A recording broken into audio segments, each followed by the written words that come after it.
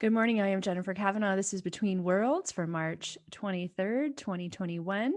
If you haven't already checked out, I already did a part one to this video, so I have not made a mistake. I am creating a second video. Sometimes it's the mistakes that really happen. I wanted to share with you a dream, two dreams that I had. So one was last night and the other one was on the weekend. I'm going to start with the one from last night because it's a little fresher. And in this particular dream, I can't remember the pre-series that was leading up to this event. So I'm just going to share more the significant event of it. But I was in an urban area and I was in some kind of building like an insurance company. And I went outside to drive away. Like we had had a meeting and I was driving away. It all seemed normal. And in the moment of driving away, all these car accidents started to happen. Coincidental, since we had all just been at our insurance company. And I was like, oh no, now I have to go back in and get this sorted out. So I go back inside and I'm speaking with my broker about the car damage. And we do up a little bit of paperwork. And I was like, okay, so now they're going to come over and, we'll figure out what's going to happen next, right? You take your car to get it checked out. Maybe they deposit the money to your bank account or give you a check. I don't know how all that works. So he comes over and he's like, everything's squared away. And here, and he pulls out this big box of crystals. And it's like probably like a 9 by 12 size box inches. And it's divided into these little boxes. And in each little compartment is a different crystal, common to how crystals are often packaged. And he's showing me all the crystals. And these crystals are going to be what helps me fix this situation that I found myself in. So it's not so much about the actual physical car, it's actually about fixing the underlying energy that led to me being involved in this accident that we're addressing. So anyway, he's talking about some of the different crystals and I'm like, yeah, I work with crystals, this is all good. But there's one at the bottom of the box that I'm particularly drawn to. And it's like this, you could say like ugly, because it's not the type of crystal that the average person would be drawn to. It was like an orangish brownish green. It looked like dirt essentially. And it was big. And so I picked it up and I was like, what is this one? This one's really capturing my attention. And when I picked it up, I noticed on the one side is that it looked like a face, which is also common to see, right? And the more I held it up, the stronger the facial features became. And it reminded me of the archetype of the old hag, just the way that the features were in this particular rock. But it was solid. She wasn't moving, but you could feel the presence starting to grow. So the longer you held the crystal, the stronger the presence became. And then another man came over because he must have been watching this conversation as we saw the facial features, and he picked her up a little bit higher. And as he picked her up, you could see all of these root-like tentacles coming down out of the crystal. And they were all connected to all of the other crystals, but they were really thick. To me, it reminded me of the nerves. So if you were to take the human body and look at all the nerves hanging from the brain, it looked very much like that. But you could also correlate that to the look of if you took a plant that had been deeply rooted into the earth and all the roots came up, you would see all those roots. And I got worried at this point because I saw the connection she had with all the other crystals in this box. And as he was lifting, he wasn't quite being gentle enough and he was pulling some of them off. And I started getting really angry and was like, no, don't do that. She's holding all the crystals. And then I woke up. That's all there was to the dream. But what's curious about it is over the weekend, I've had some discussions around, our connection to the forest and some of the stories that I've been told when I've been out in different forests around the world, or even just with nature, particularly when I was back in Scotland, of how there is consciousness in the rocks and in the trees, and how there's also this potential that humans have been banished to the trees or the rocks, or we've hidden in the trees and the rocks and we've become stuck there. So that has been on my mind the last couple of days. And I've also been doing some research into trees themselves and how trees communicate and use electricity and chemicals and pheromones and so forth to communicate. And I was particularly interested in how the root system works as a communication point and how trees really form friendships, and they will allow the roots to become intermingled when they're in close proximity to their friends, and how they use that root system if one of the trees becomes ill or damaged or hurt or even cut down to feed and nourish the other trees. So it had me thinking after this dream about what the parallels may be in that when it comes to crystals and rocks as well, because I believe that the rocks are connected, and it depends on what the rocks are ultimately made of also. But if there is this really intricate, complex, interwoven connection, whether it's rocks to other rocks, crystals to other crystals, or the rocks and the crystals and the earth and the trees and the humans are all interconnected, because there's definitely a lot of parallels between how we work in terms of using sun and soil for nourishment, of how we use our social connections for nourishment and survival. When a forest is weakened, you see human beings weakened in the same way. So I think it is an urge for us to really start to look at how nature operates is how we operate. And if we can understand without harming, in order to find that understanding, hopefully, but if we can start to learn and observe how things are working in the natural world, particularly in these connections, we can start to really get a good grasp on how we are connected to our natural environment, and how our protection perhaps isn't so much in policy and money, but our ability to integrate with our natural environment is more about understanding those social connections, about understanding the hierarchy of plants and minerals and so forth, and knowing,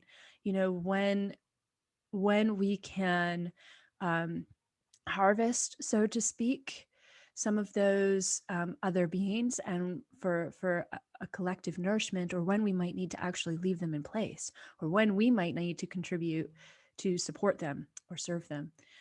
So that's a little nugget that's floating around in my mind. Okay, on to the next one. This one's not quite, all my dreams are graphic, but this one's not quite as positive. So on the weekend, Saturday night, I had a dream where I'm calling it anime Hunger Games. That's the best way to describe it. So I was in somewhere in Asia, but everything looked like a cartoon. Everything looked like anime. And I don't normally dream in cartoon. I normally dream in, like, I don't know, HD. So so being in a cartoon world was a little bit odd, and it felt kind of like, I don't know, I want to say like a Disney version of an Asian community. Like I felt like I was at the bottom of a mountainous range. I had a little shop in the village and where I sold my handmade goods, just like I do here. And that was what I used to survive. I was a commoner. So I definitely wasn't in any of the upper echelons in this community. I was just getting by enough to survive. What was interesting was that in this community, even though it was a small town, there was a lot of people there, but there was these checkpoints, these gates. And in order to get from one side of the community to the next, you had to go through the gate and you had to pay 50 cents. So it was like a silver coin that you had to pay. And it didn't seem like a lot of money to me, even though I was a commoner and I was working really hard to survive. 50 cents didn't seem out of the norm. It felt normal to me. So I would walk through the village and I'd pay the 50 cents. I'd go from one side to the next. And at one point, I realized that when I was going through the gates, it's just like going through when you're on the highway, like a toll booth. It looked a lot like that, where there's multiple gates that you can go through. And I always went somewhere near the middle, but more to the left side. And the last time I went, I didn't realize that there was actually a separate gate to the left that would allow you to go up this track. And I had some friends, female friends that I know here, and I don't know whether they were visiting town or they lived in town. We decided to get together. I'm not sure. But anyway, we decided we were going to go, and they happened to go through this far left gate. And I was like, okay, we go through. When I get through, there's not the village on the other side. We're now on this like orange train track, like a roller coaster track, and it was bright orange, and we called it the lobster track. And there was two parallel tracks that ran beside each other, but they went up.